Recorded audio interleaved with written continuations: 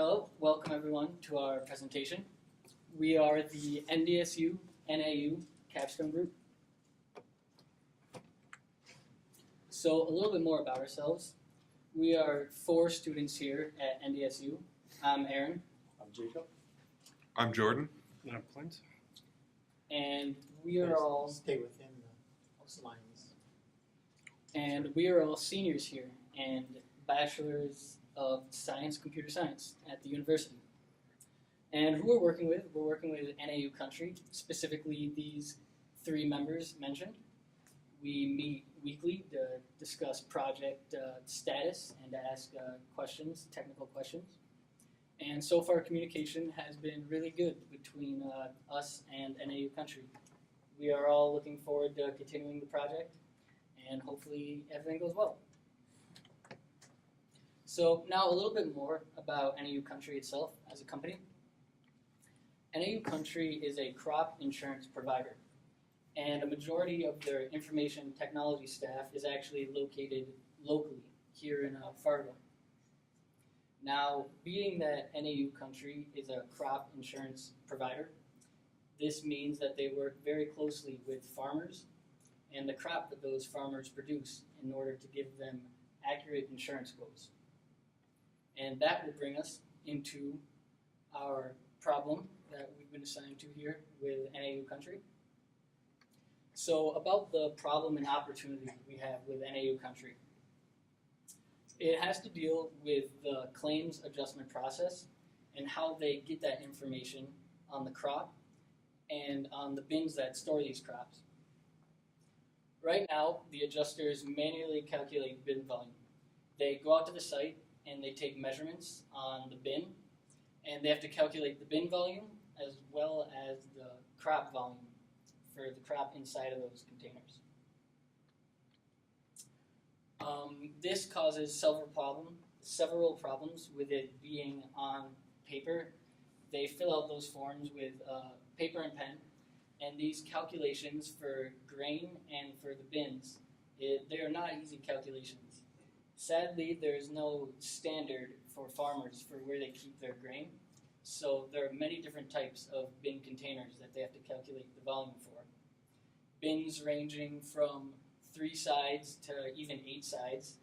There's even a bin instance called a gravity wagon, and as you can imagine, taking the measurements on that are not easy, and it's basically a geometry class packed into a form.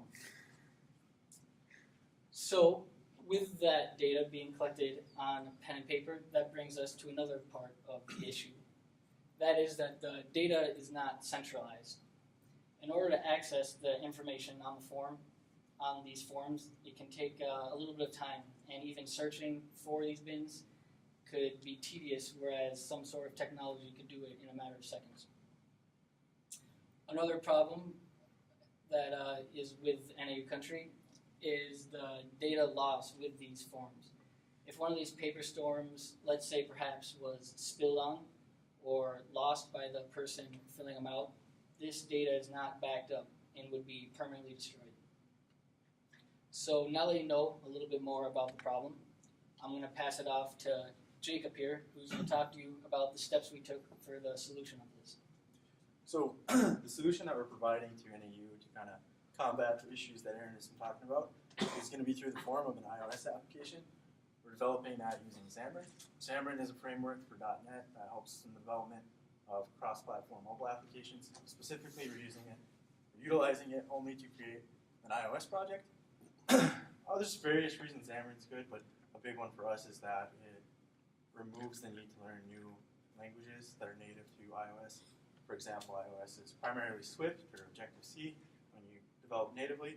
Xamarin lets us do it in .NET, specifically C#, which is a skill that we've had exposure to before. So the main objectives of our application would be manipulation of these bin assets, so to be able to create, read, update, and delete these, to perform the calculations automatically, as well as tracking their physical real-world location. That's accomplished through using ArcGIS. ArcGIS is a separate product that is a geographic information system that allows us to include mapping functionalities within our application using what they have already developed. That's accomplished through using their SDK, which they put out for various platforms. Moving on now, I'll pass it off to Clint to talk about our scheduling. Okay, here we have a high-level view of our timeline for the project. The first two colors represent our first half of the project and our major milestones that we've accomplished. Then, of course, the second two colors represent what we plan to accomplish. We'll talk about these more in detail as we go on, but what we finished in the first sprint, we created a shell of an application, excuse me, login and main menu pages, as well as being able to view the records on a map. Then we were able to add functionality to add new grain bin records. In the second sprint, we had a functionality to select a grain bin from the map view, and from there either delete or edit it, or just view the information that is already there. What we plan to accomplish in the next sprint is to complete the features for the photo service. We're calling photo services. NAU has requested that for each grain bin, there is an associated photo of the grain bin. From that photo, we would like to record or extract the metadata for the location, as well as we want to have, when you open the map view, to be able to open at your current location so you can see the grain bins around you. In addition, they've requested that we capture yearly data for each bin that corresponds to specific data for that grain bin, like the crop that was stored, how much was stored. So we will be working on that in the upcoming sprint. And then to close our project, we're going to work on automatic grain bin volume calculations, searching capabilities, and then do all of our end-to-end testing.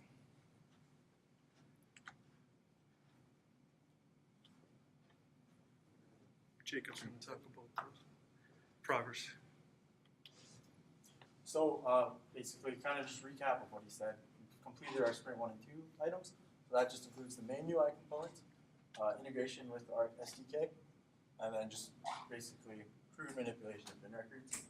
We're just going to go ahead and do a demo and show you a quick recording of the application running in the simulator. Now we're going to go ahead and talk through all the different things that are viewable and options that you can do right now in the application.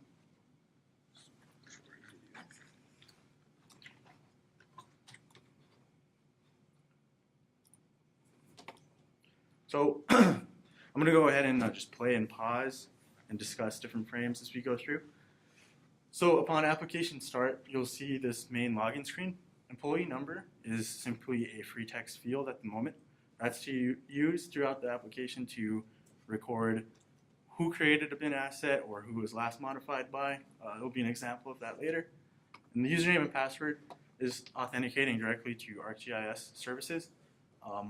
That sends out a request, checks if the password's valid. If it is, they return back a token that we can then use to authenticate further calls to their services.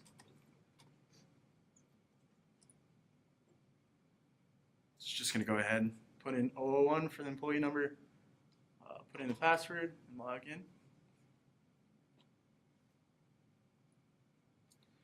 Stopping here at the main menu, we have 3 main options: new entry, map view, and search. I'm just going to forward the video a little bit and discuss what new entry does.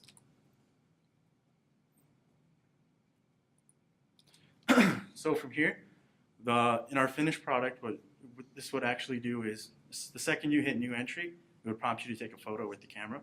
From there, you'd be able to view it in this page. This may change slightly how it looks, maybe just the dimensions of the photo. Top right, there's an option to retake it, maybe then come out right, shadows, etc. Identifier, what identifier is for us at the moment is just a unique ID for this record.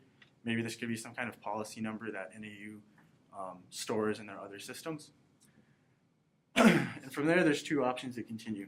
Save for later would save the photo, which includes the location of the bin, which is later used in mapping functionalities, which I will show in just a moment, and the identifier itself.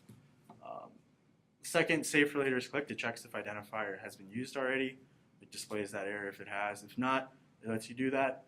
The reason we wanted to implement this was NAU had a request that they wanted to just be able to do that and move away from that. Maybe they're on site, they have 3 different bins they want to record and they have to be somewhere else. This gives them the flexibility to go ahead and return back to those records and update the information about them at a later point. Continue. Again, checks if the identifier is unique or not, and then goes to our first page for some attributes to store with that bin.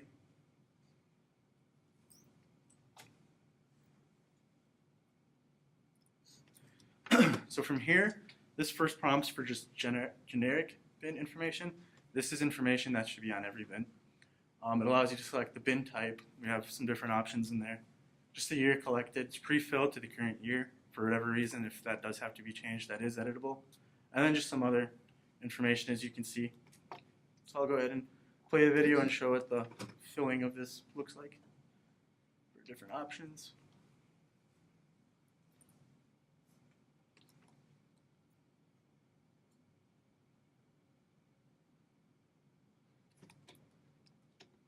Just go ahead and add a quick note as well.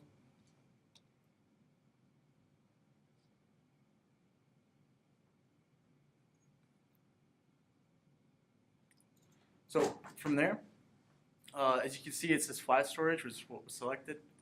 And this is from here, it'll load a different page depending what bin type was selected to ask for information specifically used for the calculation of that bin type. At this moment, these fields are still subject to change. For example, the first field I believe said area. That'll obviously ask for width and length and calculate area automatically, so the adjuster does not have to do that. We're still finalizing some of the fields that we're going to be storing in these specific ones, but we have a good idea of that. I'm going to confirm some of that in our further meetings with NAU. For here, just kind of filled in some basic numeric values of 1. Don't really mean anything. And then the new bin is successfully added. From there, it shoots us back to our main menu. We'll go ahead into map view, let that load. So you can see that a new item was added over Fargo. I think it's added right above this room actually. And then as you can see when you click on it, the identifier displays as well as a little edit button.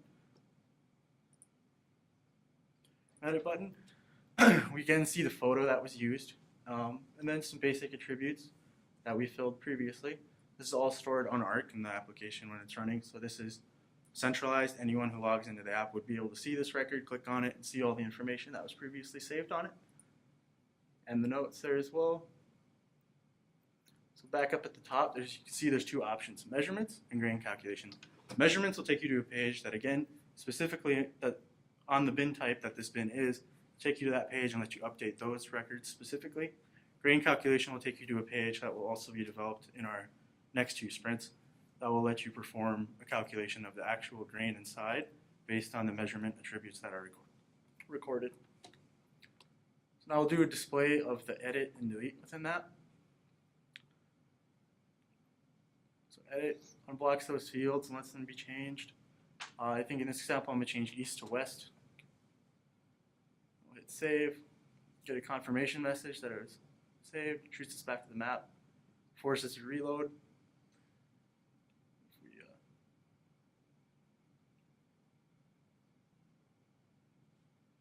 Back to that record, you can see that west facing was modified to that, and also modified by, if you look here, is also updated to 001. Previously it was just blank because it was a newly created record.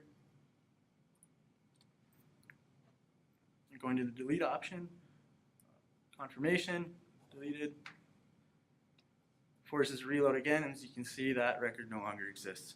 Every action that you just saw is actually synced with the ArcGIS online services, so everything you'd see there would be centralized. Anyone who uses the application would be able to see all those actions that were just performed.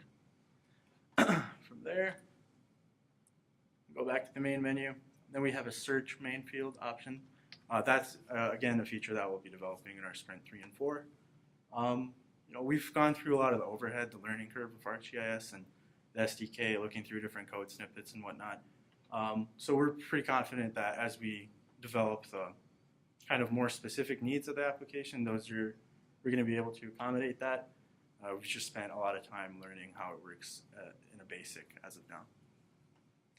From there, back to PowerPoint.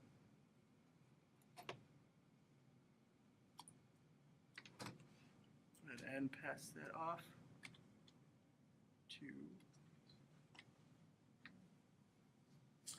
to. So some of the issues still posed to the project. Right now we assume internet access. Of course, farms are usually in rural areas. It may not be the case, so that poses a risk to not be able to use the application. And then the next two items for year-to-year storage and storing photos, we have conceptually we have an approach that we haven't implemented yet. This is coming up in our next sprints. We're not 100% sure that it will work. So once we get into the actual execution of it, we may have to change plans. So that's why we're calling it potential issues at this point. Yeah. Jordan's going to bring us through the user point analysis. All right, so at the very beginning, so this is the burn down chart of our first half of this semester. At the very beginning, these first few weeks here, we didn't make much progress on story points as we were still getting together our development environments, and we were actually still creating the user stories as well. At the very start, Jacob actually had his own development environment, and then so I think it was week 1 we had one development environment. By the end of week 2, we had 2 development environments for all 4 of us. So that really slowed down our pace at the very start here. But by the beginning of week 5, actually, is when we all got our own development environments set up. And you can actually see here that once we started getting our development environments here, our progress started going a lot quicker. So week 4 to week 5 there is actually, looks like a plateau, and it is on this graph, but that was mostly due to, in week 4 we got we had so many user stories and we got most of them done, but none of them were 100% completed. So we just had an extra 10% to do on each of the user stories.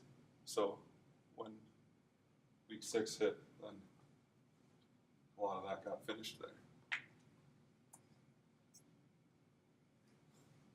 So I will pass it back to Clint for reflection. Maybe. Is that slide got deleted? Yeah, it looks like.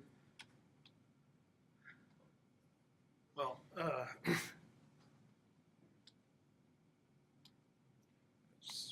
yeah, plus some of the things we've learned. We didn't check to make sure all the slides are present.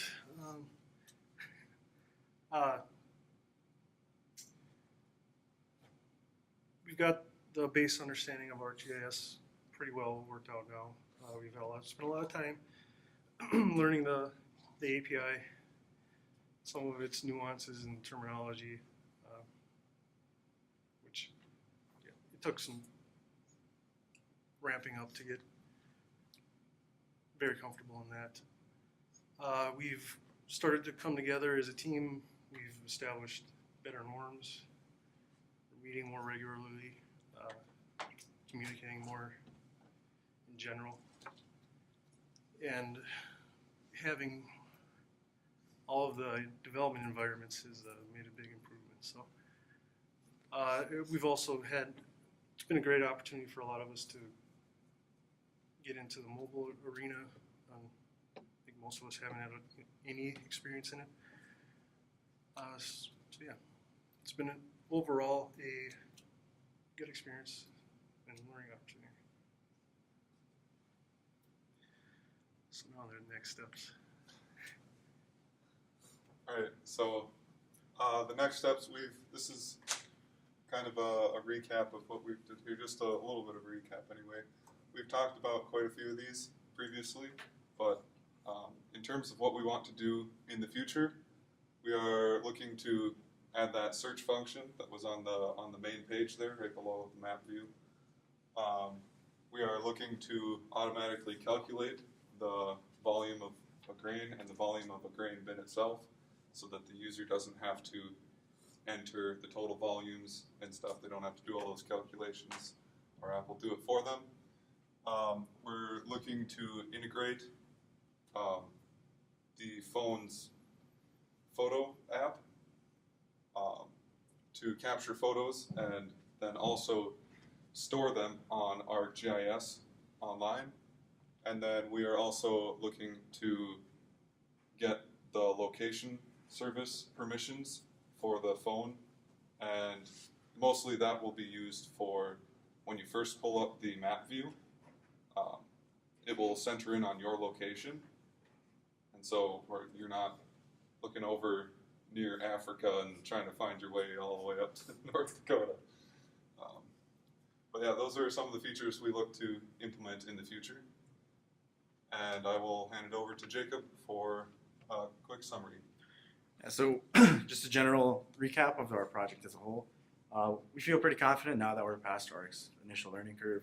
When we started the project, it was, how do I put anything on this map? We don't even know what Arc, the platform as itself, calls an abstraction of data within their platform. So starting from the basics and going towards the end of that, we feel good at that.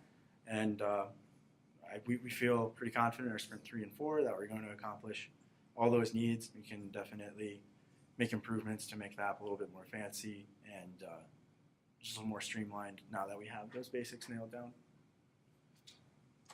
Is there any questions? Two quick ones. Have you had anything you've had to do outside of Xamarin? Is it 100% Xamarin? For the application in itself, it's just Xamarin. There's been some setup within ArcGIS in itself to support what we're trying to do. Good. As far as running on an Android versus an iOS, it should be 100% the same.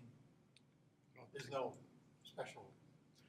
Well, they're actually, NAU's only requested for this to be an iOS application, so we don't have any cross-platform references for Android. If we were to transition though, yes, being it on Xamarin, it would be fairly easy, and I feel pretty confident that we would be able to make it for an Android as well. Should be minimal. And the other one is, is it possible, or what would it take to have a offline version if the internet isn't there? Yes. Well, with offline, that does kind of add more complexity. If you're trying to, personally just thinking about it, if you have offline capability, you take a photo, you have a record, and then, your internet's out, so it locally saves it. You try to sync that back. Well, now maybe you have, duplicate records, or someone made an edit that was online and someone made an edit that was offline. One of those, overwrite the other. That definitely adds some complexity. At this moment, we're just pursuing it with online capabilities implied, but that definitely would be an important thing to look at as far as functionality goes. However, it does seem to be fairly challenging in the aspect of multiple users accessing the same data. The effort that it would require to make it local storage wouldn't really fit with our schedule and the timeline we've been given to.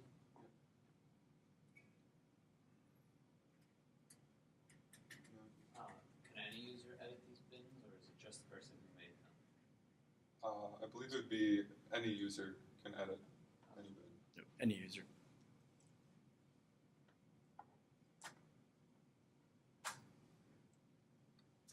All right, thank you guys.